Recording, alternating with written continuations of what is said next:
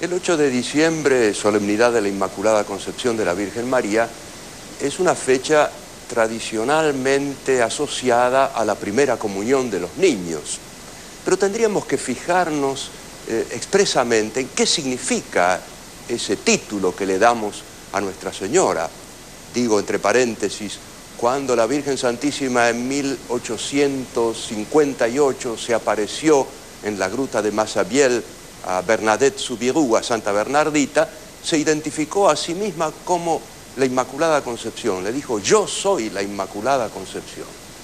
Ahora bien, ¿a qué se refiere ese título de la Virgen y la verdad católica que ese título encierra?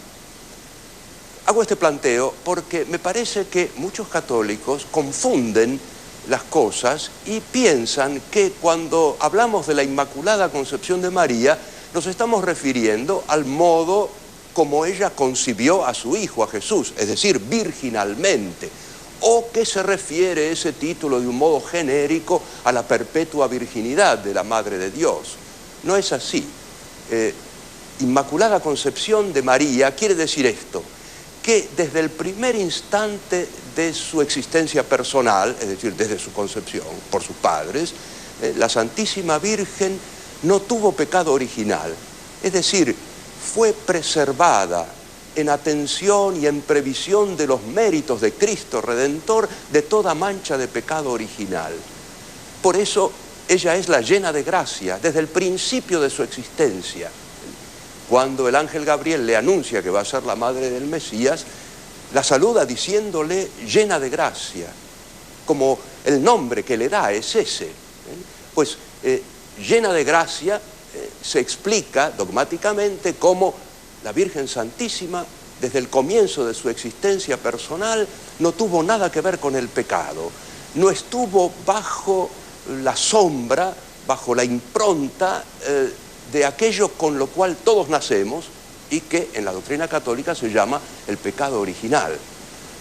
Es un privilegio, sí, es un privilegio, pero que no la exime a María de recibir la gracia de la redención de Cristo. Al contrario, cuando el Papa Pío IX definió como dogma de fe la Inmaculada Concepción de la Virgen, dijo que ella había sido redimida de un modo más pleno, de un modo más profundo, es decir, anticipadamente, de un modo más sublime, dice exactamente el texto de la bula pontificia.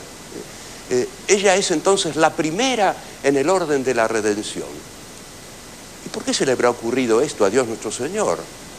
Pues porque ese es el punto de llegada de un largo proceso de preparación de la humanidad para que surgiera el Redentor.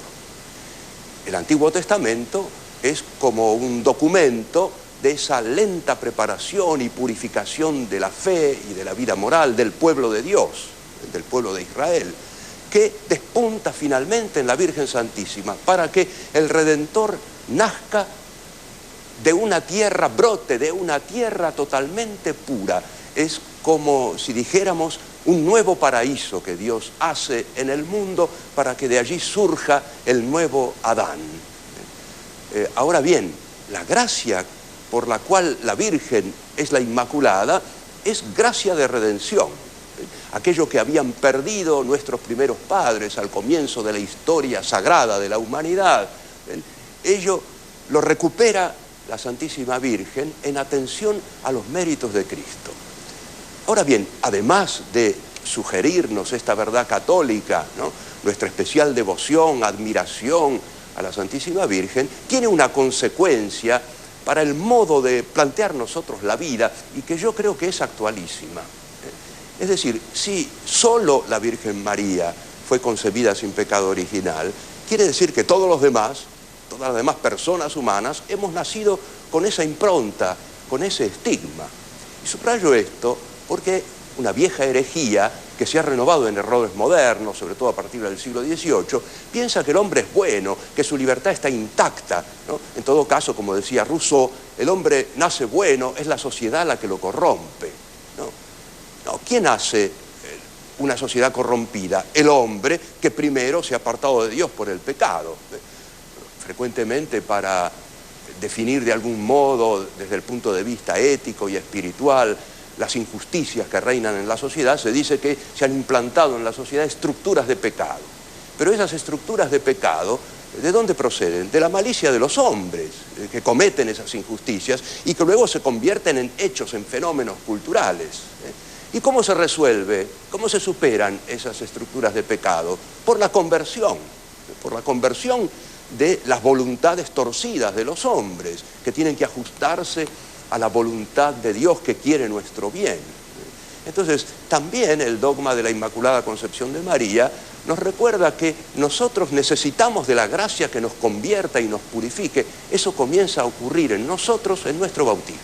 Y a lo largo de toda nuestra vida tenemos la oportunidad de ir creciendo en la gracia bautismal, rechazando el pecado, haciéndonos más plegables a la voluntad de Dios, creciendo en santidad. Ella, la Virgen, es como el modelo al cual nosotros debemos llegar.